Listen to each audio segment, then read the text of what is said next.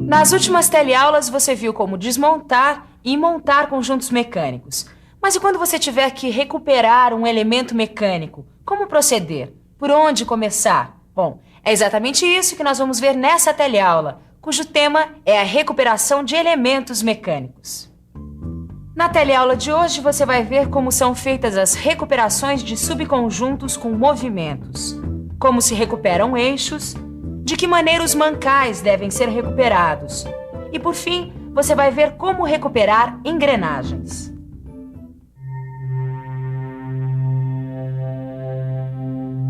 Sempre que você se deparar com uma máquina ou um equipamento que esteja precisando de manutenção, a primeira coisa que você deve fazer é considerar as solicitações mecânicas atuantes. Bom, por que isso? Ora, porque os desgastes, as deformações e mesmo as trincas podem ser causadas por elas, por essas solicitações mecânicas atuantes. Por isso, em algumas situações, pode ser que nem seja preciso corrigir a falha. Isso, claro, desde que essa falha não esteja comprometendo o conjunto em seu funcionamento. Isso você vai encontrar muito quando mexer com equipamentos mais antigos, cujas estruturas eram construídas para suportar erros e omissões de projeto. Mas e quando isso não ocorrer? Quando você tiver que efetivamente recuperar alguma peça? No caso dos subconjuntos com movimentos, como proceder? Existem dois aspectos que você deve considerar sempre que for recuperar subconjuntos que possuam movimentos: a resistência estática e as condições dinâmicas do conjunto. Com relação às solicitações dinâmicas, você deve observar as seguintes características: a resistência às vibrações, o desbalanceamento, os desgastes provocados pelo atrito. Mas isso não é tudo. Você também não pode esquecer dos tratamentos térmicos, da geometria das peças, do acabamento superficial, da exatidão dimensional nas regiões onde os componentes vão estar em movimento. Mas vamos ver isso tudo mais de perto, começando por analisar a recuperação de eixos. Eu acabei de chegar nessa fábrica e olha só o que eu encontrei. Um eixo que precisa ser recuperado. O que fazer diante de uma situação dessas? Ô, Tadeu, por favor. Que procedimento eu devo usar na recuperação dos eixos? Bom, para começo de conversa, a gente precisa definir alguns parâmetros. Como assim? A gente precisa analisar as condições de trabalho de um eixo, conhecê-lo melhor, saber quantas rotações por minuto ele executa, as condições ambientais em que ele opera, se a lubrificação é eficiente e o tipo de pressão que ele exerce ou suporta. Tá, e agora? E agora que a gente já tem todas essas características e solicitações de trabalho, é preciso definir qual o tipo de material que vai ser utilizado e qual o processo de recuperação que vai ser usado. E de quantas maneiras é possível resolver o problema que um eixo danificado pode causar? De duas. Ou você constrói um eixo novo ou reconstitui o que está danificado. Se você for construir um eixo novo, ele deve ser usinado com sobremetal suficiente para permitir uma retificação das dimensões desejadas. E se for o caso de reconstituir o eixo? Aí você tem duas opções: por soldagem ou deposição metálica. Ô Tito, você sabe que eu preciso recuperar esse eixo por soldagem, né? Agora, como é que eu faço isso, hein? Olha, Caio, eu gostaria de entender um pouco mais desse assunto para poder resolver o seu problema, viu? Já sei. Vamos pedir uma ajuda pro mestre Paulo, né? Ó o mestre Paulo aqui. Opa! Mestre Paulo, o senhor podia ajudar a gente aqui um pouquinho? Claro, ajudar os amigos é comigo mesmo. Qual é o problema aí? É o seguinte, eu preciso recuperar esse eixo por soldagem. Como é que eu faço isso? Mas isso não tem segredo. Para recuperar um eixo por soldagem, a gente passa basicamente por 3 partes: preparar o eixo, escolher o material de adição e fazer a soldagem propriamente dita. Tá bom. Mas e a preparação do eixo? Como é que é isso? Eu acho melhor a gente ver isso de perto.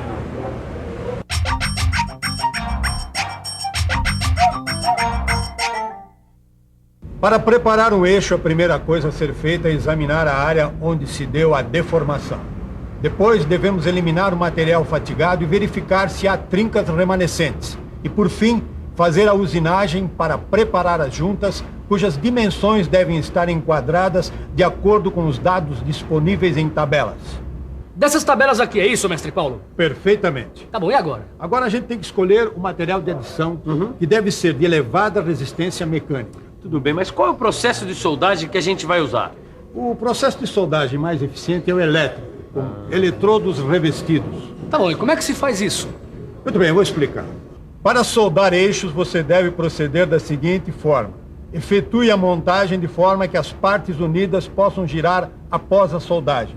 Estabeleça a temperatura de pré-aquecimento em função do material a ser soldado. E durante a soldagem, não se esqueça de manter a peça na temperatura de pré-aquecimento, pois o superaquecimento pode deformar a peça.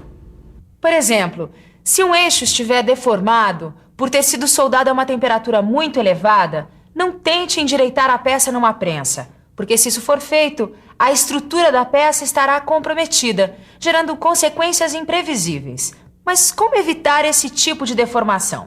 Bastante simples. Basta efetuar a soldagem por etapas e sempre numa sequência adequada. Além disso, deixe sempre a solda esfriar lentamente, o que vai evitar choques térmicos. Mas a soldagem não é o único meio que temos de recuperar eixos. Eixos desgastados pelo trabalho, como esse aqui, podem ser recuperados pelo processo de deposição metálica. É um processo que pode ser feito a quente ou por via eletrolítica. Mas independente do processo escolhido, o que é importante é que as superfícies a serem recuperadas estejam adequadamente preparadas, ou seja, a cilindricidade e o acabamento dos eixos deve estar compatível com o processo de deposição metálica que vai ser realizado. No caso de deposição de cromo duro por eletrólise, deve-se retificar a superfície a ser recuperada. Isso para que a película de cromo se deposite de modo regular e uniforme, e não se rompa quando solicitada por pressões elevadas. Além disso, você também não deve utilizar uma película de cromo duro muito fina, evitando assim que ela venha a descamar quando a peça entrar em serviço. Para obter uma película de boa espessura, é necessário fazer um rebaixamento prévio na superfície que vai ser recuperada. Além dos eixos, que você acabou de ver como devem ser recuperados, existe um outro elemento mecânico muito importante que tem particularidades em relação à sua recuperação. É o mancal de rolamento. De cara, eu já vou adiantando uma coisa. A etapa mais importante na recuperação de um mancal de rolamento é a preparação das superfícies. É fundamental que as superfícies estejam compatíveis com as especificações dimensionais dos fabricantes, incluindo as rugosidades especificadas. Ô Tadeu, como é que a gente faz a recuperação dos mancais de deslizamento? Como você sabe, existem vários tipos de mancais de deslizamento, como esse aqui, ó. E alguns deles apresentam uma película de material anti-fricção, que a gente chama de casquilho. De uma maneira geral, a recuperação de mancais de deslizamento exige pequenos ajustes, como o rasqueteamento. Tá, mas e no caso desse mancal de material de alta resistência, o que fazer? Bem, nesses casos devem ser utilizadas buchas substituíveis, como essa aqui, com canal de lubrificação. Nesses casos, a recuperação consiste em substituir elementos deteriorados por outros mais novos. Perfeito, mas calma aí que ainda tem mais. Agora chegou a hora das engrenagens. Uma engrenagem, pelo seu próprio uso, também sofre grandes desgastes e esforços, chegando até mesmo a se quebrar, como essas aqui, olha. E aí, o que fazer? Bom, a melhor maneira de se recuperar uma engrenagem é construir outra idêntica que foi danificada. É uma tarefa meticulosa que vai exigir uma grande exatidão para se reproduzir dentes idênticos. Há casos em que a soldagem também é utilizada, mas já se pode afirmar de saída que o dente incluso nunca será perfeito e que mais cedo ou mais tarde acabará prejudicando as outras engrenagens. Mas ainda há mais detalhes que você precisa saber sobre a recuperação de engrenagens. Mas esse é um assunto que a gente vai deixar para ver com mais detalhes em teleaulas futuras. Combinado? Tito, leva no almoxerifado, faz Pode favor. deixar, seu Paulo. Ô, mestre, por mim tudo bem deixar a recuperação de engrenagens para depois. Mesmo porque o que está me interessando agora é a recuperação de roscas. Olha, dá só uma olhada aqui, ó. Um parafuso que foi quebrado por cisalhamento do corpo e uma rosca interna que está espanada. Para isso não tem muito segredo. No caso do parafuso, por exemplo, dá só uma olhada.